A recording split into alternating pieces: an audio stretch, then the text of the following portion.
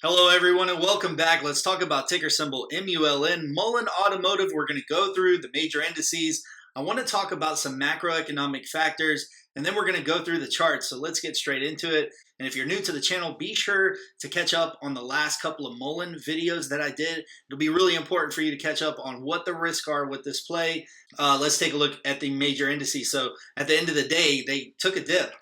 At the beginning of the day, this is what I expected. I expected the markets to give us something, it looked like it was ready to give something back after 3 days of being red, and across the board, for the most part, like I've said, this healthcare sector, really want to pay attention to that. Signify Health is one that I really think is going to pop off next week. Not too much, but those option plays are going to look strong. I think in the $27 mark, it could go to 32. So be sure to pay attention to that on those pullbacks and be greedy with your money.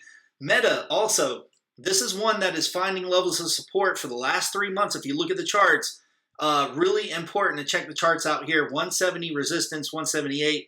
Be sure to look at that straight line. Just take a look at the charts and trust me on that one. It looks good. 20,000 for Bitcoin keeps dipping down into 19. I'm not sure how long it lasts like this.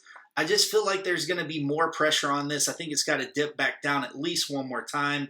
And this next year, I'm not sure how Bitcoin's going to do. It'll be very interesting. If you're holding Bitcoin long term, I wouldn't buy anything over 20,000. I've said that a few times. 25 is the cap for now in this bear market. I see it pulling back from that. So Mullen, right here, I've got this filtered now. Sector and industry up here at 125 million.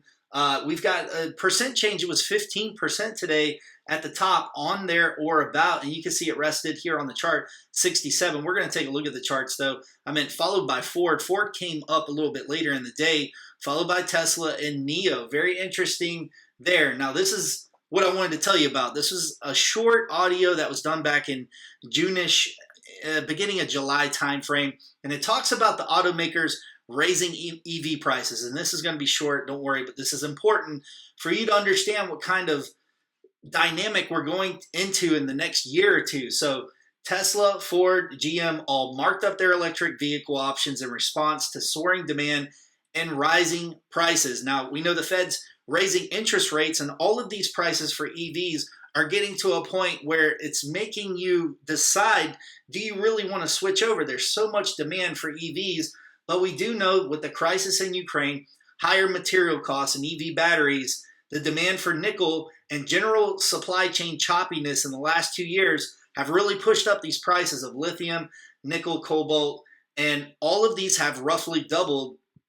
And 22% price for the price of an EV straight off the lot, and that's bigger than the increase of gas-powered cars. So there's a little bit of confusion right now as to which direction the EV market's really going to go. We've got these government subsidies that are going to be kicking in, that are going to help out with demand. But I'm curious, are you looking at an EV in the market or even a new car? Let me know in the comments below. Now, Tesla, General Motors, Ford, even startups such as Rivian and Lucid in some cases, 10 to 15% in a fellow swoop. I guess the long story short of this whole price increase is it's here to stay until it causes demand to diminish, is what I see. And I don't think that the balance can last for very long until we have an oversupply of EV vehicles and nobody wants to buy new cars, or it starts to level off. So, can we keep this up? There's a 2-year waiting list in some cases. Do we start seeing that diminish? And when you can take the Model Y at the end of 2021 and sell it for $59,000, and now it's going for $66,000, a $7,000 increase in just 6 months, and people are still buying it. Mullen is going to come in to this space is what I'm getting at, and a time when prices are elevated and demand is diminishing. So I just think that any of those EV plays out there, and there's a number that have hit their 52-week low or have pulled back, and I think that you could generally say that everything pulled back in June and July. Well, that's not the case with Mullen. I think it's on its own path with trying to get to production, and it's a little concerning that even the 2 vans that they're trying to deliver, they're going back and forth with the customer to try and fix things. So just be careful with this one, because It seems like more of a volume momentum play, and I believe we're going to try and get it right. So if we go on the day chart, you can see I've got this red line in here where it met resistance, and you can see how low that is, where it met resistance. It's under most of the past history of any of this up to August 22nd, which is really recent. I'm going to go ahead and zoom in to the 30-minute chart because I think we did a pretty good job of talking about this 60-cent mark and how it could potentially pull back during the after hours time, but it didn't. It held up pretty good in the after hours. And you can see when the market opened, it was sitting here at 63.08, which was strong. And that's exactly what it did. It did not have a third 30-minute green candle.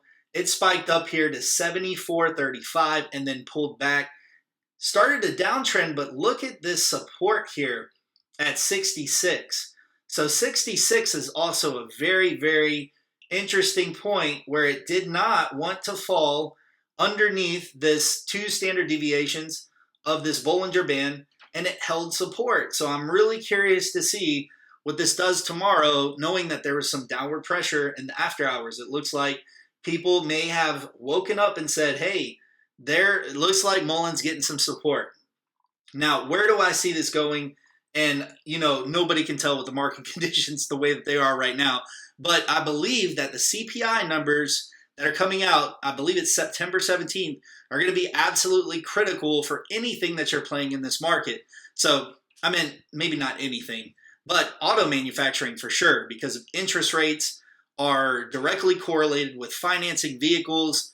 And as that price goes up, I can't see the demand of financing a vehicle still being stable in the future as interest rates continue to climb. I feel like demand has to pull back in this space.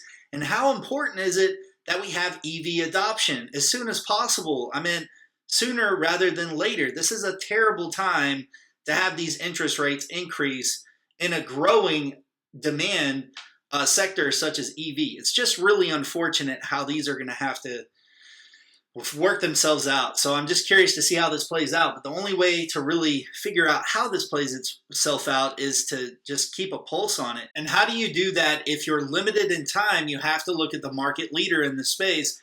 I'm going to say it. You have to watch what Tesla's doing, and you need to listen to what Elon Musk is saying, because he's going to have the best pulse on the market, and he's got his feelers everywhere. Massive gigafactories across the world, in China, in Europe, and the United States. So he's going to have a lot more indicators than the CEO of Mullen, unfortunately. I mean, that's the truth. You can feel free to disagree, but right now, the CEO of Mullen can disappear at any time. So, I mean, this is an interesting play. I enjoy covering it. Let me know what you think in the comments below, and I'll see you in the next video.